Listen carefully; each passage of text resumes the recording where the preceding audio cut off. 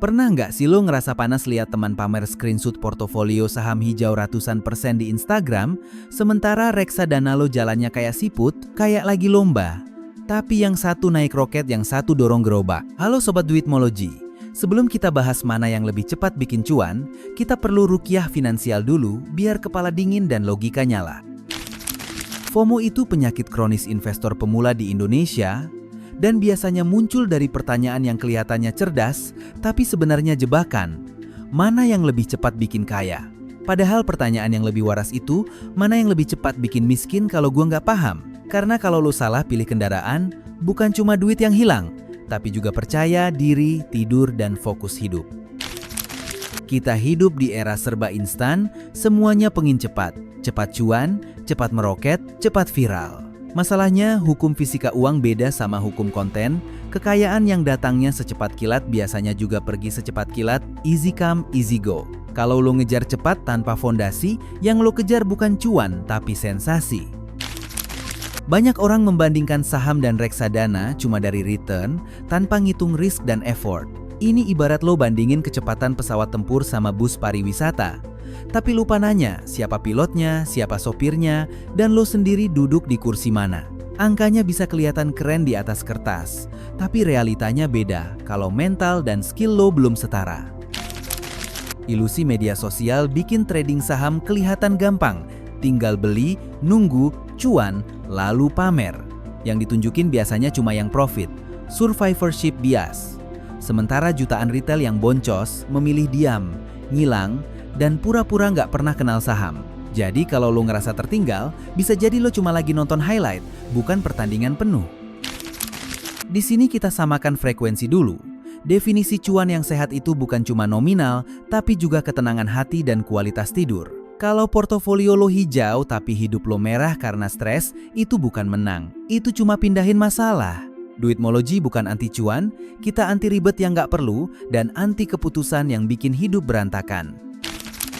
Tujuan pembahasan ini bukan buat menjelekkan saham atau mendewakan reksadana, tapi buat milihin kendaraan yang cocok sama SIM lo, skill investasi, dan mental. Karena kendaraan sekencang apapun akan jadi bahaya kalau yang nyetir belum siap, dan kendaraan yang lebih santai bisa jadi pilihan paling logis kalau targetnya konsisten sampai tujuan. Oke, sekarang kita bedah logikanya satu persatu.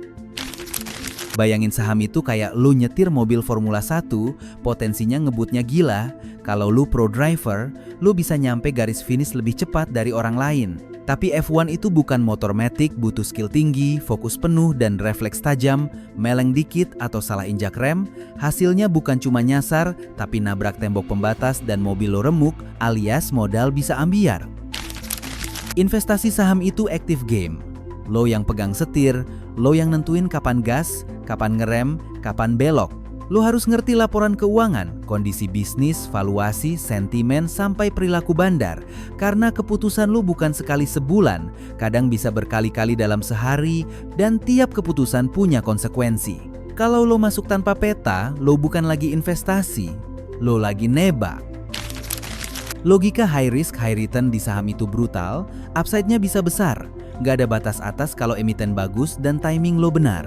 Tapi downside juga nyata, gak ada jaring pengaman kalau harga keok, dan kalau lu salah pilih saham spekulatif, dalam waktu singkat portofolio bisa turun tajam tanpa permisi. Makanya, saham itu bukan sekadar lebih untung, tapi lebih menuntut.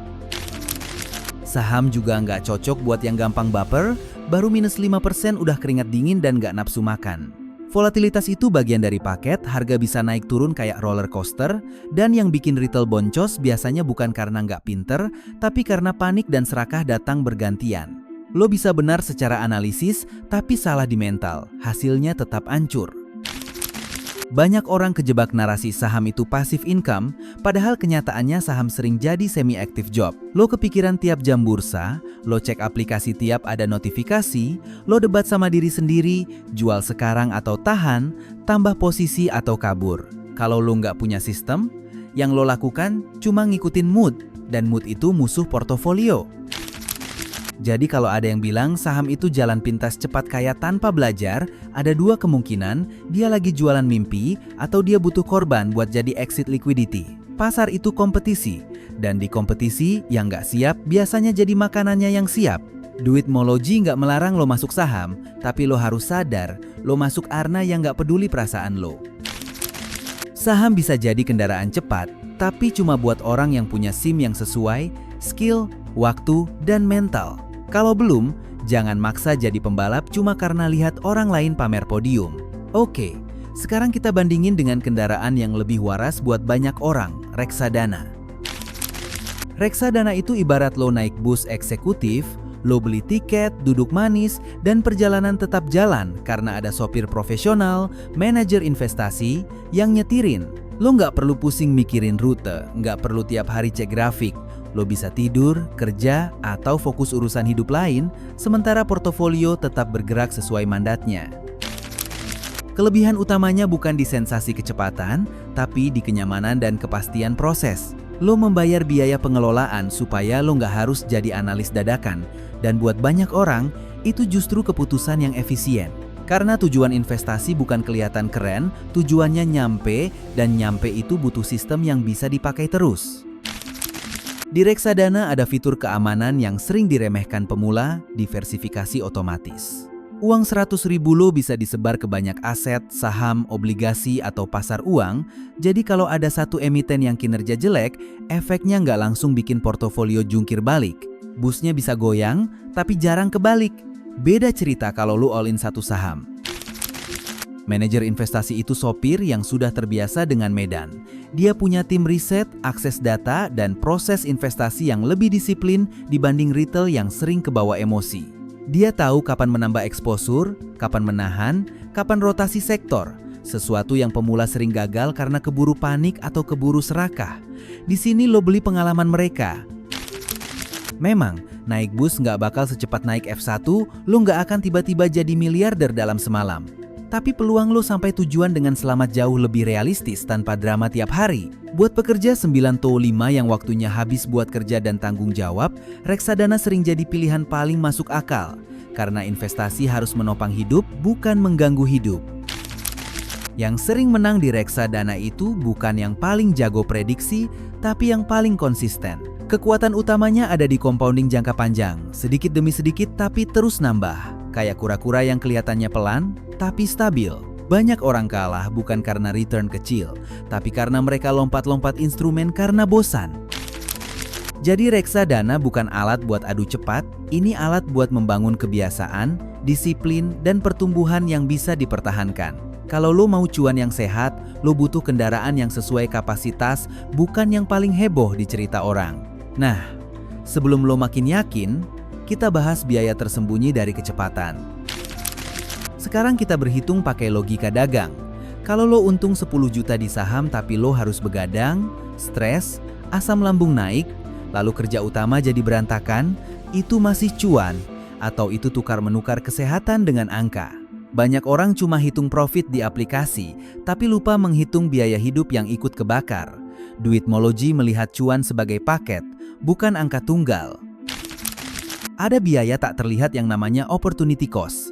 Waktu 3 jam sehari yang lo pakai buat mantengin grafik cacing sebenarnya bisa dipakai buat upgrade skill karier, bangun bisnis, atau bikin karya yang menaikkan penghasilan permanen. Kalau hasil trading lo cuma menggeser fokus dari hal yang lebih besar, lo mungkin merasa produktif, padahal lo sedang menunda pertumbuhan yang lebih bernilai. Di saham, musuh terbesar bukan market, tapi emosi lo sendiri. Serakah bikin lo telat jual saat harusnya take profit, panik bikin lo jual rugi saat harusnya tahan, dan keduanya datang tanpa undangan. Karena itu, banyak retail kalah bukan karena salah analisis, tapi karena nggak punya sistem dan disiplin, akhirnya keputusan dibuat berdasarkan perasaan, bukan data. Di reksadana, biaya utamanya justru rasa bosan. Grafiknya landai, nggak ada drama, nggak ada adrenalin, dan ini bikin banyak pemula gatal. Mereka pindah ke saham gorengan demi sensasi. Lalu boncos, bukan karena reksadana jelek, tapi karena mereka butuh hiburan, bukan investasi. Kalau lo butuh hiburan, jangan pakai uang masa depan sebagai tiketnya. Kecepatan cuan itu relatif, Trader saham bisa untung 20% bulan ini, lalu rugi 30% bulan depan, sedangkan investor reksadana tumbuh stabil 10% setahun tanpa drama. Kalau yang lo kejar cuma momen, lo bakal hidup dari satu euforia ke euforia lain. Kalau yang lo kejar adalah hasil, lo bakal pilih proses yang bisa lo jalani bertahun-tahun. Dalam investasi, membosankan itu bagus. Kalau investasi lo bikin deg-degan tiap malam, itu bukan investasi. Itu judi atau olahraga jantung.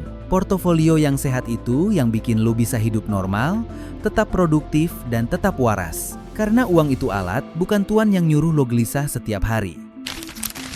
Jadi yang lebih cepat bikin kaya bukan sekadar soal return tinggi, tapi soal konsistensi yang bisa lo pertahankan seumur hidup. Banyak orang punya start cepat, tapi mentalnya tumbang di tengah jalan. Sekarang kita masuk bagian paling penting, lo harus cek profil, sebenarnya lo itu siapa. Sekarang waktunya jujur di depan cermin. Jangan memaksakan diri jadi pembalap F1 kalau nyetir motor matic aja masih gemetaran, alias profil risiko lo rendah tapi lo maksa ambil risiko tinggi. Di finansial, paksaan itu mahal, karena pasar nggak peduli lo merasa siap atau belum, yang dihitung cuma hasil. Jadi, kenali diri dulu sebelum kenal saham. Kalau lo masih single, cash flow longgar, punya waktu buat belajar, dan siap mental kalau uang bisa turun bahkan hilang sebagian, saham bisa jadi jalur cepat tapi tetap harus sekolah dulu. Jalur cepat tanpa bekal cuma mempercepat kecelakaan. Boleh agresif, asal lo paham apa yang lo lakukan dan punya rencana keluar kalau kondisi berubah. Tapi kalau lo tulang punggung keluarga, cicilan banyak, dana pas-pasan, dan kerjaan butuh fokus tinggi, haram hukumnya all in di saham. Risiko dapur nggak ngebul itu nyata, dan itu bukan teori. Dalam kondisi ini, tujuan utama lo adalah stabilitas, bukan sensasi. Lebih baik tumbuh pelan tapi pasti, daripada cepat lalu ambruk. Pakai tes tidur. Kalau setelah beli aset lo jadi susah tidur, kepikiran harga, dan bangun pagi langsung cek aplikasi, itu tanda porsinya kegedean atau instrumennya salah buat lo. Tidur adalah indikator paling jujur dari kapasitas risiko, karena tubuh lo nggak bisa bohong. Kalau tidur rusak, keputusan juga biasanya ikut rusak. Contoh kasus, si Budi karyawan sibuk maksa main saham harian, akhirnya sering main HP saat jam kerja, kinerja turun, dimarahin, bahkan bisa dipecat. Parahnya, sahamnya juga rugi karena keputusan dibuat terburu-buru dan emosional. Ini namanya jatuh tertimpa tangga. Uang turun, karier turun, mental juga ikut turun. Bandingin dengan si Ani yang rutin auto-debit reksadana tiap gajian, fokus kerja, karier naik, pendapatan naik, dan 10 tahun kemudian asetnya cukup buat DP rumah. Bukan karena dia paling pintar pasar, tapi karena dia konsisten dan gak ganggu sumber penghasilan utama. Banyak orang lupa, pengungkit terbesar kekayaan itu sering datang dari cash flow, bukan dari tebak-tebakan harga. Kenali kapasitas diri dan jangan investasi karena ikut-ikutan teman. Kalau rugi, teman lo nggak bakal gantiin uang lo. Setelah profil jelas, baru kita bicara strategi yang paling waras buat banyak orang, jalan tengah antara aman dan kencang. Kabar baiknya, dunia finansial itu bukan pilihan biner. Lo nggak harus milih cuma saham atau cuma reksadana. Ada strategi yang lebih masuk akal, core and satellite. Ini pendekatan yang memadukan disiplin jangka panjang dengan ruang eksplorasi, jadi lo bisa belajar tanpa mengorbankan stabilitas hidup. Jadikan reksadana sebagai core, pondasi utama, misalnya 70-80% aset investasi, lo taruh di sini untuk tujuan yang wajib sampai, pensiun, pendidikan, atau beli rumah. Core ini tugasnya bukan bikin lo heboh, tapi bikin lo aman dan konsisten. Di fase ini, yang lo kejar adalah habit, bukan sensasi. Lalu gunakan saham sebagai satellite, porsi kecil yang sifatnya uang dingin buat lo belajar analisa, uji strategi, dan cari peluang return lebih lebar. Porsi 20-30% cukup untuk melatih skill dan mental, tapi nggak cukup besar untuk menghancurkan hidup kalau lo salah langkah. Ini cara yang lebih rasional daripada langsung terjun all in. Strategi ini juga menjaga psikologi. Saat saham lo merah berdarah, lo tetap tenang karena mayoritas aset lo ada di core yang dikelola profesional dan terdiversifikasi. Jadi lo nggak terpaksa jual rugi karena panik dan lo bisa menilai performa saham dengan kepala dingin.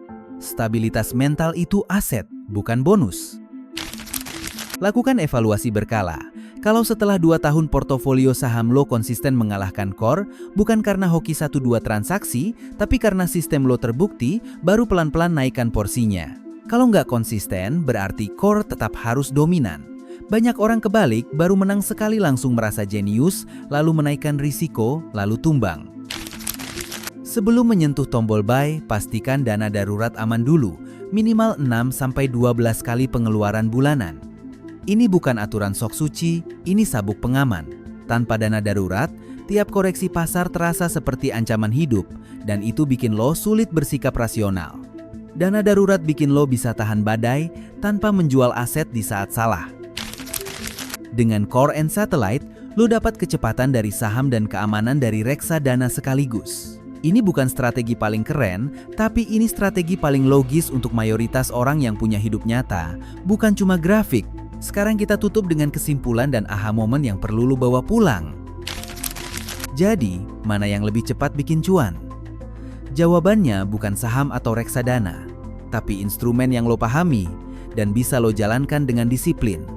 Kecepatan tanpa kendali cuma bikin lo nyungsep lebih cepat. Pasar memberi hadiah ke orang yang konsisten, bukan ke orang yang paling heboh saat mulai. Saham di tangan orang awam bisa jadi mesin penghancur uang tercepat, sedangkan reksadana di tangan orang sabar bisa jadi mesin pencetak aset yang paling stabil. Ini bukan soal mana yang lebih hebat, tapi soal siapa yang mengendarai. Kendaraan yang bagus di tangan yang salah tetap jadi bahaya. Kendaraan yang sederhana di tangan yang benar bisa nyampe jauh. Musuh terbesar lo bukan market crash atau inflasi dulu, musuh terbesarnya adalah ego yang pengen hasil instan tanpa mau melewati proses belajar. Ego bikin lo loncat-loncat, ego bikin lo nambah posisi saat serakah, ego bikin lo denial saat rugi. Kalau ego lo menang, strategi sebaik apapun jadi percuma. Ingat rumus duitmologi, wealth itu hasil dari modal dikali skill, lalu dikali waktu. Kalau skill lo masih nol, jangan berharap modal berkembang cepat cuma dengan ganti kendaraan. Banyak orang salah fokus, mereka cari instrumen paling kencang, padahal yang perlu dipercepat itu pemahamannya, sistemnya, dan kontrol dirinya. Saran praktisnya, mulai dari reksadana untuk membangun kebiasaan dan disiplin, sambil pelan-pelan sekolah tentang saham. Jangan dibalik. Kalau lo mulai dari saham tanpa fondasi, lo bisa trauma duluan, lalu kapok investasi. Kebiasaan yang kuat lebih bernilai daripada strategi yang rumit tapi cuma tahan seminggu. Investasi itu maraton, bukan sprint 100 meter. Percuma lari kencang di awal kalau akhirnya pingsan di tengah jalan karena kebanyakan risiko. Target yang waras itu bukan menang cepat, tapi tetap ikut lomba sampai finish dengan kondisi hidup tetap stabil, pekerjaan tetap jalan, dan keluarga tetap aman. Sekian logika hari ini. Pilih kendaraan sesuai SIM lo, jangan sesuai gengsi atau story orang lain. Kalau lo mau cuan yang tahan lama, bangun fondasi dulu, lalu tambah kecepatan secara bertahap. Sampai jumpa di video Duitmologi berikutnya. Salam cuan logis.